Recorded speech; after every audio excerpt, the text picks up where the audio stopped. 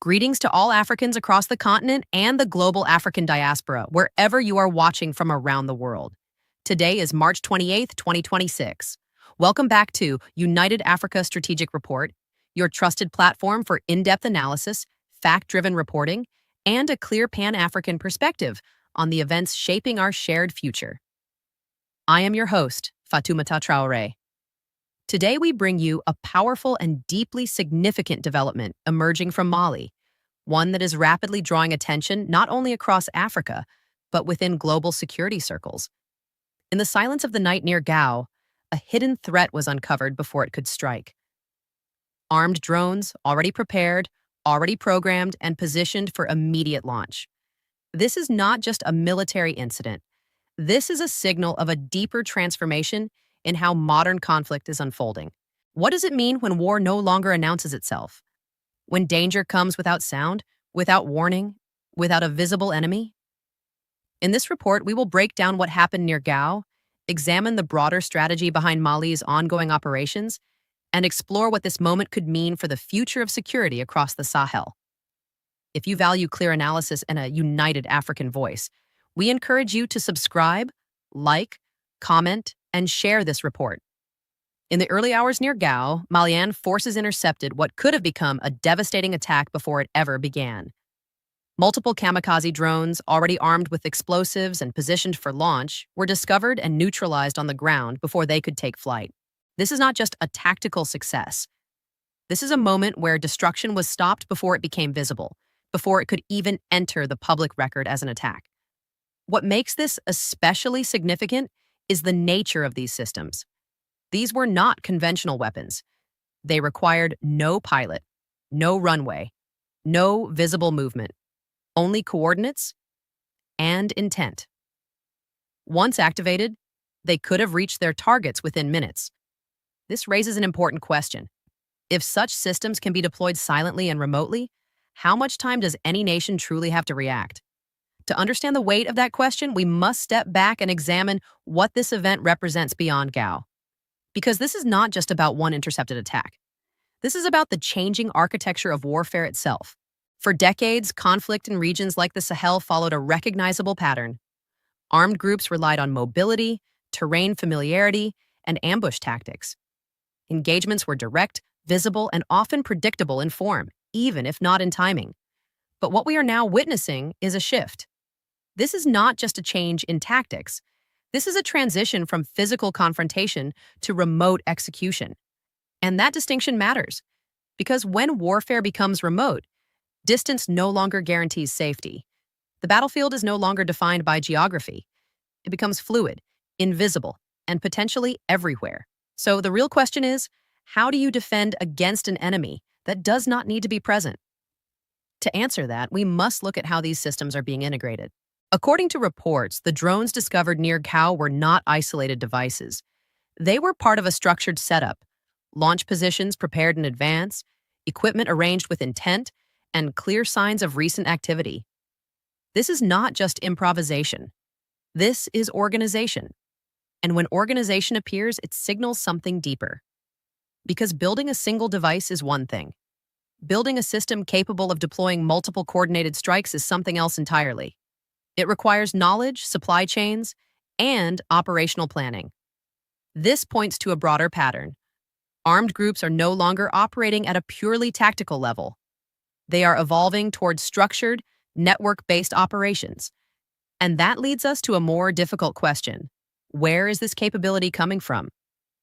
At this stage, there is no confirmed evidence identifying a specific external actor behind these drone systems. But the pattern itself raises legitimate concerns, because capabilities like these do not develop in isolation.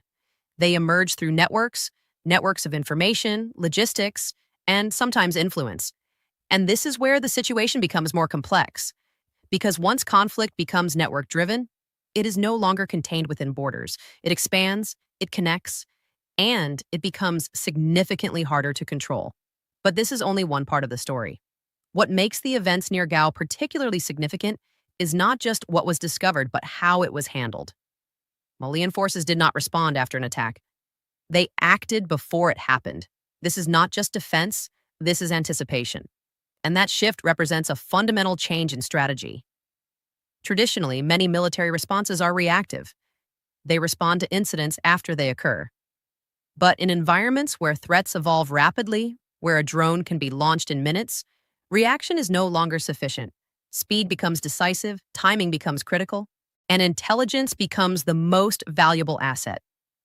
In this case, the operation reportedly began with a fragment of information, small, seemingly insignificant, but enough to trigger attention. This is not just about technology. This is about human intelligence. Unlike satellites or complex surveillance systems, human intelligence depends on local awareness, people who understand what belongs in an environment, and more importantly, what does not. And when that information is trusted and acted upon quickly, it creates an advantage that cannot easily be replicated. So the question becomes, in modern conflict, is advanced technology enough? Or does local knowledge still hold the decisive edge? To understand the broader implications, we must now look at how this event fits into a larger strategic pattern. The interception near Gao did not occur in isolation. It was part of a wider campaign, an ongoing series of operations aimed at identifying and dismantling armed networks across multiple regions. In the days leading up to this event, Malian forces had already conducted coordinated actions targeting bases, disrupting supply routes, and neutralizing key figures within these networks. This is not just a sequence of operations. This is a system of pressure. Each action builds on the previous one. Each disruption weakens the next layer, and over time, the cumulative effect begins to reshape the battlefield. This points to a broader principle. Control is not established through one decisive victory, but through sustained, coordinated action, and that is exactly what we are seeing here. From one region to another, the same pattern emerges. Identify early, move quickly, neutralize completely. But this raises another important question. If this model proves effective, could it become a template for other nations facing similar threats? Because the conditions that enabled this situation in Mali are not unique. Across the Sahel and other regions, similar factors exist. Vast territories, limited surveillance infrastructure, and evolving non-state actors adapting rapidly to new technologies. This means one thing. What we are seeing today in Gao could happen elsewhere tomorrow. And that is what makes this moment especially significant, because it is not just an isolated success. It is a demonstration that adaptation is possible, that speed can overcome surprise, and that even in a changing battlefield, strategy still matters. But this also leads us to a deeper and more complex layer of the story. Because as capabilities evolve, so do the questions surrounding them. The presence of multiple drones, coordinated setups, and operational infrastructure suggests planning at a level that goes beyond spontaneous action. It suggests intent. It suggests continuity. And perhaps most importantly, it suggests that this is not the end of the threat, but part of an ongoing transformation. So the real question now is no longer just about Mali. It is about the future of conflict itself. If warfare continues to move in this direction, toward low-cost, high-impact, and remotely executed operations, what does that mean for national security, for sovereignty, and for the balance of power in regions like Africa? And this is where the story moves beyond a single event and into a much larger conversation. Because what happened near Gao is not just about drones. It is about control. It is about adaptation. And it is about who is prepared for what comes next. What we are witnessing in Mali is not simply a tactical adjustment. It is a deeper transformation that touches on leadership, sovereignty, and the shifting structure of global power. At the center of this transformation stands a new approach, one that prioritizes speed, internal capability, and strategic independence. This is not just about how operations are conducted. This is about who defines the rules of engagement. This is not just a military evolution. This is a question of control. Because for many years, security strategies across parts of Africa were shaped not only by internal decisions, but also by external frameworks, partnerships, and dependencies. These frameworks often came with resources, coordination, and support, but also with limitations. Today, that model is being reassessed. Mali's recent actions suggest a deliberate move towards self-reliance, a model where intelligence is gathered locally, decisions are made rapidly, and operations are executed without delay. This is not just independence in theory, this is independence in action. But this raises an important question. Can this model sustain itself in an increasingly complex and interconnected security environment? To understand that, we must consider the broader implications. Because leadership in this context is no longer just about authority, it is about adaptability.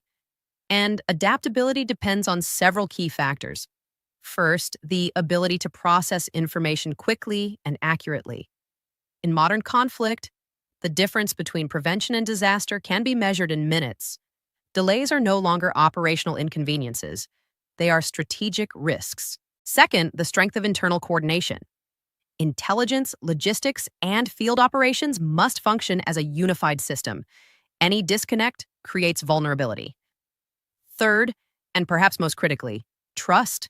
Trust in local knowledge, trust in decentralized decision-making, and trust in the capacity to act without waiting for external validation.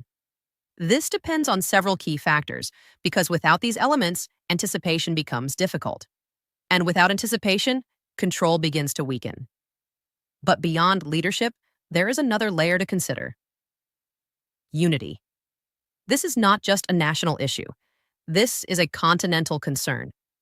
The conditions that allowed armed groups to adopt drone-based strategies in Mali are not isolated. Similar environments exist across multiple regions, areas where vast geography, limited surveillance infrastructure, and ongoing instability create space for rapid adaptation by non-state actors. This is not just Mali's challenge. This is Africa's emerging reality. And that reality raises a critical question. Will African nations act individually, or will they begin to coordinate their response to a shared and evolving threat? Because fragmentation creates gaps. And in modern conflict, gaps are quickly exploited. We are already seeing early signs of regional awareness, discussions around cooperation, intelligence sharing, and coordinated responses. But awareness alone is not enough. Action must follow. Because if each country responds in isolation, the networked nature of these threats will continue to outpace localized solutions. This is not just about defense. This is about alignment. And alignment requires more than agreements. It requires shared priorities, shared intelligence, and a shared understanding of what is at stake. But this is where the situation becomes even more complex. Because as internal strategies evolve, external reactions also begin to shift. In recent developments, responses from Western countries have reflected a mix of concern and caution. Questions are being raised about transparency, operational methods, and long-term implications. On the surface, these concerns may appear procedural. But this is not just about process. This is about influence. Because when a nation begins to redefine its security approach, moving away from external dependence and toward internal control, it inevitably alters existing dynamics. It changes who leads, it changes who decides, and it changes who holds influence over outcomes. This is not just a regional shift. This is part of a broader global transition. A transition where traditional centers of power are being questioned and new models of autonomy are emerging. So the real question is, are we witnessing the early stages of a larger realignment in how power is distributed and exercised? And this leads us to the final and perhaps most important layer of this story, the future. Because what is happening in Mali today may serve as an early indicator of what is to come elsewhere. Drone warfare is not slowing down. Technology is becoming more accessible. Knowledge is spreading. And networks are becoming more sophisticated. This is not just a temporary phase, this is a trajectory, which means that the ability to anticipate, adapt, and act will define not only military outcomes, but national resilience. And in that context, Mali's recent actions carry a message, not just to its own population, not just to neighboring countries, but to the entire international system. That even in a rapidly evolving conflict environment, it is still possible to regain initiative, to act before impact, to disrupt before escalation. But this also raises a deeper and more sobering question. If this is the direction conflict is moving, Are nations truly prepared for what comes next? Because preparation is no longer about having the strongest force, it is about having the fastest response, the clearest intelligence, and the most adaptable strategy. And that is where the stakes become even higher. Because in this new reality, the margin for error is no longer measured in days or hours. It is measured in moments. As we come to the end of this report, one reality stands out with unmistakable clarity. What happened near Gao is not just an isolated military success, it is a signal, quiet but powerful, that the nature of conflict is changing and that Africa is now standing at a critical crossroads. This is not just about drones. This is about control, sovereignty, and the ability to shape the future rather than react to it. Mali has demonstrated something important, that even in a rapidly evolving threat environment, it is possible to act before damage occurs, to identify risk early, to move decisively, and to protect lives not after tragedy, but before it unfolds. But this is only one step, because the challenge ahead is larger than any single operation and greater than any one nation. It requires leadership that is not only strong, but strategic. It requires systems that are not only reactive, but anticipatory. And above all, it requires a level of awareness and unity that matches the speed of the threats we now face. This responsibility does not rest with governments alone. It belongs to all Africans, leaders, institutions, and citizens alike. Because sovereignty is not just declared.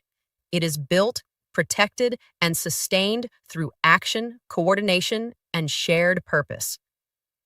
So now, we turn to you. Do you believe African nations are ready to confront this new form of warfare, one that is silent, fast, and increasingly complex? And what steps should be taken today to ensure that Africa remains in control of its own security, its own resources, and its own future? Your voice matters. Your perspective matters.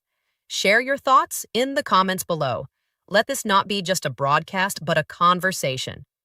If you found this report valuable, we encourage you to subscribe, like, and share. I am Fatoumata Traore, and you are watching United Africa Strategic Report.